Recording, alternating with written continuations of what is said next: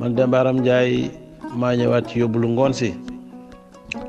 di ñaanal nag waa Njaañ par bi yëpp afiya di wax ne daal àddina tey ci ndox lañ ko bëgg waaye nag ci nit la gën di tax mu di ko wax mooy dafa am benn xale bu jigéen bu doon dox ci mbedd mi yore pochetam ndekete pochette bi lu mat 4 millions ci pochette bi daal di wadd bi pochette bi waddee am benn waay bu topp ci ginnaawam ndek dafa muuma ba pare tëx naka la ko foree comme que dafa muuma mënta woo xale bu jigéen bi mu daw topp ko te kalpe bi pour jox ko xale bu jigéen bi geestu ko moom it daw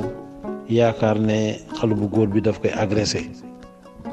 xale bu jigéen bi di daw xale bu góor bi topp ko rek ndeysaan ak kalpe bi parce que dafa tëx muuma xale bu jigéen bi di daw ba ñëw ci ay xale yu góor yoo xam ni dañu toog ci mbedd mi di waxtaan mu ñëw na leen kii ma topp de daf maa bëgg a rey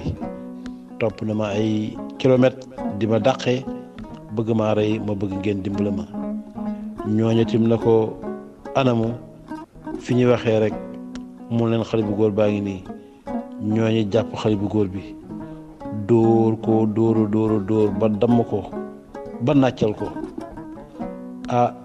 am benn waay boo xam ne bii mi ngi woon ci à côté seen ñu koy faagaagal di gaañ xale bi kooki dal di wàcc dal di atte bi mu attee xeex bi moom it defante ko ak ñoom ba yëkkati xale bu góor bi xale bu góor bi taxawee mu leen di expliquer maanaam ni muuma yi di def di wax ak ay loxoom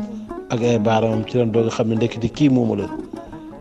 biñ ko dégloo mu yëkkati pochette bi ci boppam fi mu ko defoon ci gannaaw poche bi yëkkati ko tàllal leen ko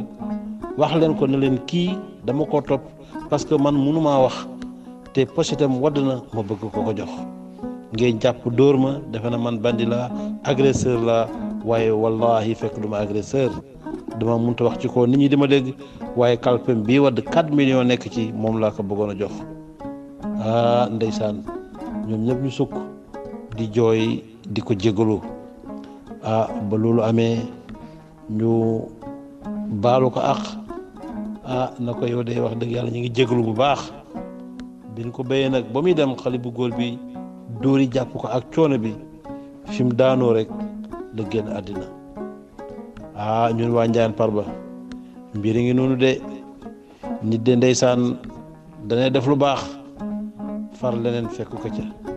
waaye nag tey daal dafa am solo lool dafa gënit lool ci doomu aadama ji nag mooy yóbbulu ngoon bi ku nekk leen moo xam nu mu koy gisee